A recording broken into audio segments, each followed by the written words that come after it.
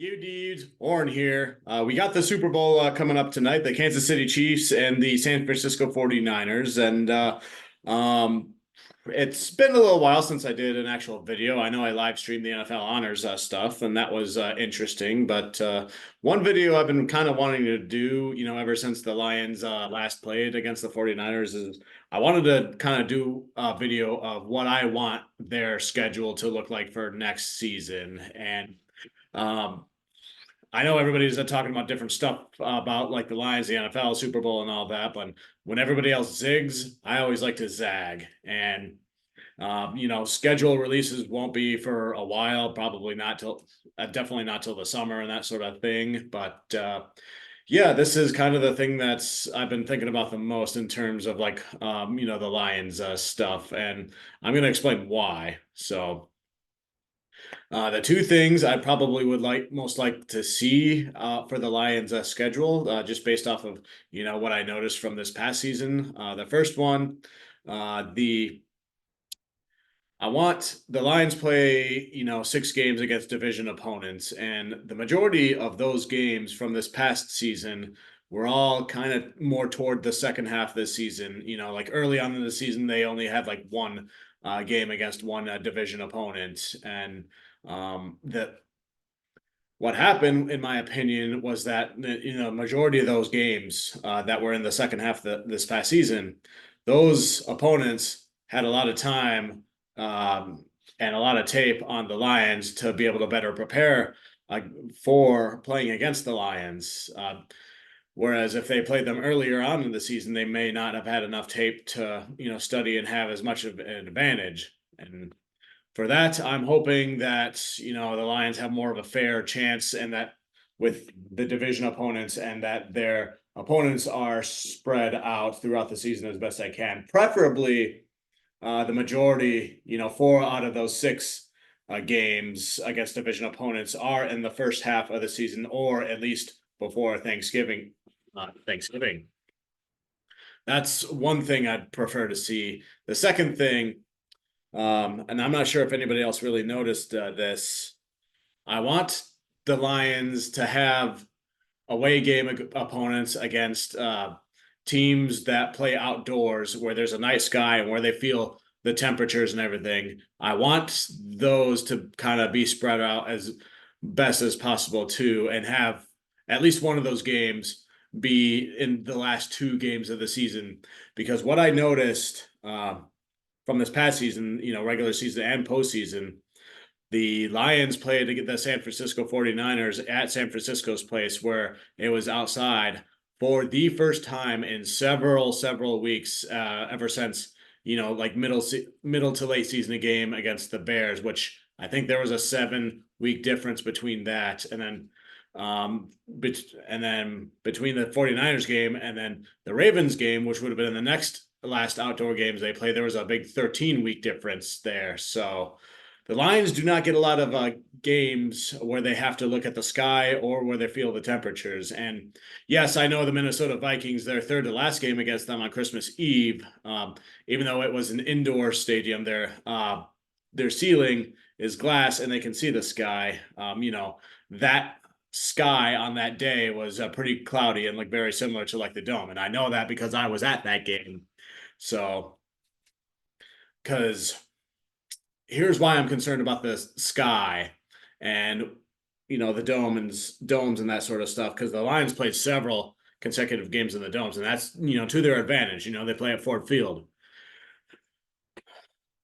One of the reasons I think the Lions lost against the 49ers is because their receivers and their secondary players were so used to looking at the dome, the gray clouds, and the Ford Field's fans, the blue and silver colors, the ball jumps out to them so much that it makes it easier for them in those games. And they, for the first time in a while, had to adjust. And arguably, they probably struggled looking at the ball while there was dark red, San Francisco fans, as well as a black sky to try to find the ball in. When I used to follow baseball and the Detroit Tigers, I remember reading an article where Torrey Hunter, a former Tigers outfielder, did an interview where he talked about why Hitters like to hit at Comerica Park so much, where the Tigers play their home games. And even though it's a pitcher's park in a spacious outfield, one of the main reasons is because their center field wall is such a dark color that when the hitter is trying to look at the baseball as they're coming toward them, it's easier to see the white baseball with the black or the dark green contrast of the wall. Let me say that again. Torii Hunter said it's easier to spot the white baseball when it's coming to them when the center field wall in the background is a darker color, dark green or black, to provide a contrast to see the ball easier with that. And I believe a similar concept applies when a wide receiver or a secondary player is trying to track a football at a place like Ford Field or outside in the night game when there's a black sky. And let me show you what I am talking about here. I'm going to pull this up. All right, you see this nice photoshopped image that I did with some of the replays there. So I've circled, this was at Ford Field on the left. When they played the Bucks in the postseason, that's a pass that Jared Goff threw, and you can see it kind of there. And there's the blue uniforms and a little bit of silver and that sort of stuff there in the background. And then on the right side is a photo of a replay when the Lions played in San Francisco. Goff is throwing a pass, and the ball is you can see the ball, but in the background it's like dark red, from 49ers colors. So of those two circled balls, which one do you think is easier to see because of the colors of the background? In my opinion, the ones in the Ford Field with the blue in the background and the silver and that sort of stuff is easier to see as opposed to the dark red from San Francisco. So not only that, but imagine being a wide receiver or cornerback at Ford Field trying to track the ball in the air for a Hail Mary, and you're looking at it, and the gray ceiling there is what you're looking at as you look for the ball. It's pretty easy to see, right? Whereas you're playing a night game in San Francisco, and you're trying to track that same football with the black in the background from the night sky, which can be pretty tricky. So, little things like that give the home team, an advantage or a disadvantage. And it had been a while since the Lions, played an away game like that where they're playing outside. So as far as their schedule goes next year, I hope they get more games like that, toward the end of the season. But when I look at their schedule, I realize they only have 3 outside games, at least 3 for sure. That's against the Bears, the 49ers, and the Packers. And so I'm hoping that those games kind of get spread apart throughout the season as best they can to help the Lions get more consistent practice with that throughout the season. And I know there's other opponents that they play where they do have retractable roofs, such as the Cardinals or the Texans, but who knows if those teams will open up their stadiums on those nights. We just never know. And yes, I guess technically if we're looking at open the sky, the Vikings, their stadium, that's they might be able to see night sky with that one, but it would still be indoors, different temperatures and that sort of thing. So, that's kind of a unique category on there. So, long story short, having the away games where there's night, where they're playing outside spread out through the season and having at least one of those games as the last 2 games of the regular season would be what I prefer. That way the Lions get more used to and a little more practice with nighttime away games before the postseason starts. So anyways, I've rambled enough about those 2 things. Division opponents spread out through the season or in the first half as best they can, the majority of them, and then more late away games in the night sky closer to the postseason and spread out through the season and that sort of thing. So without further ado, here's the schedule that I want for the Lions or something similar to that. So the week one game against the 49ers, the team that knocked them out of the playoffs. This is kind of, assuming that the 49ers win the Super Bowl. And I know they're one of the away games with Night Sky, but I wanted them here for this because if the 49ers win the Super Bowl, then the first game against the Lions will be them raising their banner. And the Lions will be seeing that right around Star Spangled Banner time, and that'll fuel them and give them the octane that Dan Campbell talks about, and then motivate them for the season to want to do the same for Ford Field. Just like this past season, their first game was against the Kansas City Chiefs as they watched them raise their Super Bowl banner. And I like to think that helped motivate them and give them the octane that they need for that. And then hopefully this will, for the 49ers, will be the same thing again. So that's why I want the 49ers to be the first game. So and even if the 49ers don't win the Super Bowl, I know they'll probably be raising some sort of banner for the NFC Championship or something like that. So I'm not exactly sure how that works. Anyways, the second game, this is the first division game. The second game of the season would be home against the Minnesota Vikings. So that would be the first one there. So kind of spreading out those division games there. The third game of the season, and you can tell I had the division games marked with star to kind of help keep track of that. So that light right there was bugging me. But anyways, the third team, Tennessee Titans at home, a home game against them. So, I'm also trying to spread out the AFC South teams throughout the season as the best I can, as well as the NFC West teams. So, they probably won't be as difficult as opponent. That'll help the Lions kind of get their mojo going early on, and give them confidence as they continue to go throughout the season. So that hopefully is an easy win for the game 3. So, and then the game number 4, the Dallas Cowboys, away over there. So I figured, that'll give them a good test, a good challenge early in the season. And then, we played the Cowboys late last season toward the regular season. And then the year before that, we kind of played them somewhat earlier, like week 6 or week 7, something like that. And then we're just switching it up again to make the Cowboys an early season opponent and then go from there. So, a lot of these games would have potential for prime time, 49ers and then Cowboys. And, I really don't care like if it's a Thursday night game or a Monday Night Football game or if it's a Sunday game. So this is just kind of, prime time game. This is just kind of the schedule I'm looking for. So number 4, Cowboys, we'll play them. We'll get that, heavy hitting opponent out of the way and that sort of thing. And then week 5 here, Arizona Cardinals. This will be an away game. This is an NFC West opponent. They should be an easy win, although they'll probably play hard, kind of like what the Lions were a few years ago when Dan Campbell first took over. We weren't winning, but we were still playing hard. So, mixing it up with the Cowboys and the Cardinals in that way.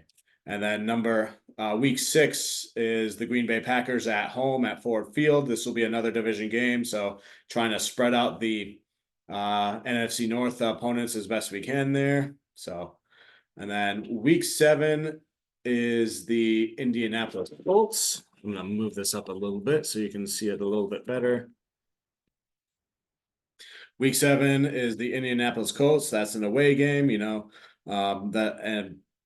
another South opponent from the AFC, even though they are one of the most northern teams in the NFL.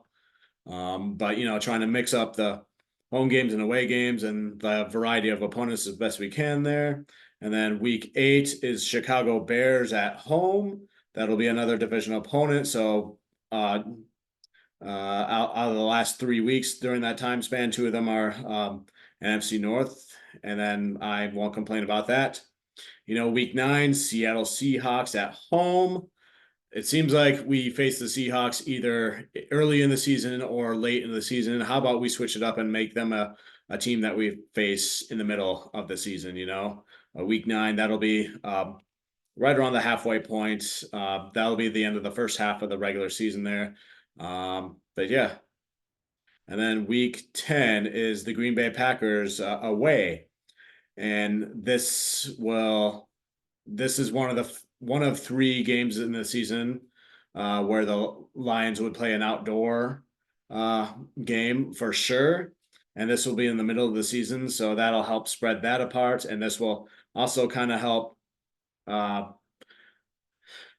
spread out the divisional opponents. So this is kind of a back and forth NFC North thing, because they played the Packers a few weeks ago, then a different team, and then the Bears, another NFC North rival team, and then another team, and then the Packers. So, but in doing this in week 10, we get 4 out of the 6 NFC North teams out of the way by week 10. And keep in mind, this is just what I want. This is my preference, because the Lions played the majority of the NFC North teams later in the season. It felt like when those teams have had enough in-season film or tape to study the Lions against, and this would be kind of the reverse thing. But as long as the NFC North teams are spread out through the season, then that's fine. And then week 11, this would be the Thanksgiving game, and this is home against the Rams. This will give the media and everybody their good feel-good story, and this will be the appropriate time, for the Lions fans to give Matthew Stafford the standing ovation that he deserves there. I know he didn't get it when he was facing us in the postseason, but what it's like when you're playing the playoffs and you want the playoff victory, and you're the opponent trying to take them out. So when we're trying to go get you one. So, but this will be the time when we honor Matthew Stafford, and hopefully, there'll be nostalgia with Matthew Stafford playing a lot of Thanksgiving games, and there'll be some storylines for that. So Rams for the Thanksgiving game, I think that could be a good idea. So feel free to tell me a worse idea. So week 12 is at home against the Jacksonville Jaguars, and I know a couple of seasons ago that was the same situation there. And I figure if it ain't broke, don't fix it, because the Lions crushed the Jaguars during that game, post-Thanksgiving game a couple of years ago, and why not put them there again? And the Jaguars they seem like they were struggling. So yeah. And then week 13 would be the bye week. I decided, why not have the bye week later into the season this time? I know last year was right in the middle for us, and that's the most preferred. And then the year before that, the Lions had their bye week early in the season, like right around week 6, week 7, which turned out to be good for them at the time, because they had a handful of injuries to a lot of their key players during that time. So that helped them rest up during that time. But the reason I prefer a bye week later in the season is because that will help the Lions rest up closer to postseason time. So they'll be more likely to be a little bit more well-rested closer to time for playing in the playoffs. And they won't be going through the grinder a little bit less with a bye week later on in week 13. And then anyway, week 14 will be the Minnesota Vikings away. This will be in a dome, but they will have the sky to look at, like I was just talking about. And hopefully that'll give them some, practice, depending on, hopefully it's not a cloudy day. They get some sunlight or, moonlight or whatever it is, getting practice looking at the ball that way for week 14.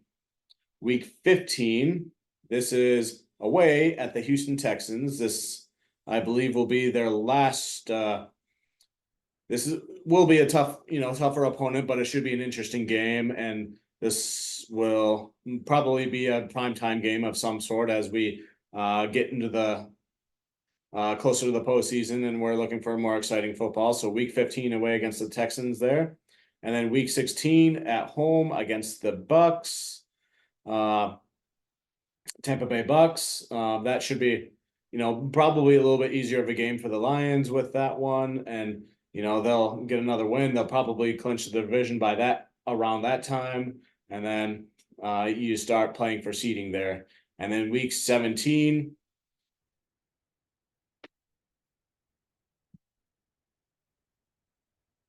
There we go.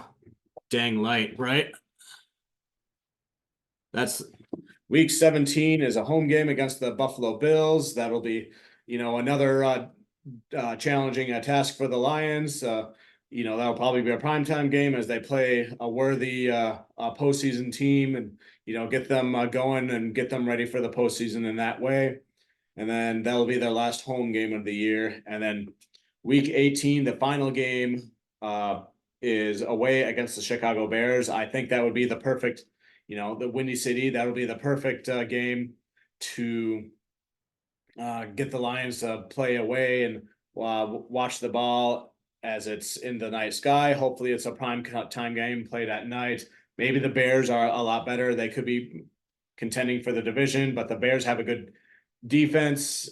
Their defense really showed up in the second half of last season, and I respect it. And that'll give the Lions offense some good practice as they playing against that as they head into the postseason, and hopefully prepared for a variety of challenges in the postseason as possible. So let's go ahead and this will be last game of the season for away team. So let me review the schedule one more time.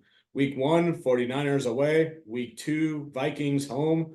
Week 3, Titans home. Week 4, Cowboys away. Week 5, Cardinals away. Week 6, Packers home. Week 7, Colts away. Week 8, Bears home. Week 9, Seahawks home. Week 10, Packers away. Week 11, Rams home for Thanksgiving. Week 12, Jaguars at home. Week 13, bye week. Week 14, Vikings away. Week 15, Texans away. Week 16, Bucks at home. Week 17, Bills at home. Week 18, Bears away. So that's what I prefer for the schedule. Let me know what you think in the comments. Do you agree? Do you disagree? If I made a mistake or an error anywhere, kindly let me know in the comments. And then, Super Bowl is coming up tonight. Chiefs and 49ers. I will most likely be live streaming as I watch the Nickelodeon version of it, because how rare is it that we would get to watch a Super Bowl on a network like that? And maybe we'll see one or two Patrick Star singers on the field, just like with Russell Wilson. So we'll see.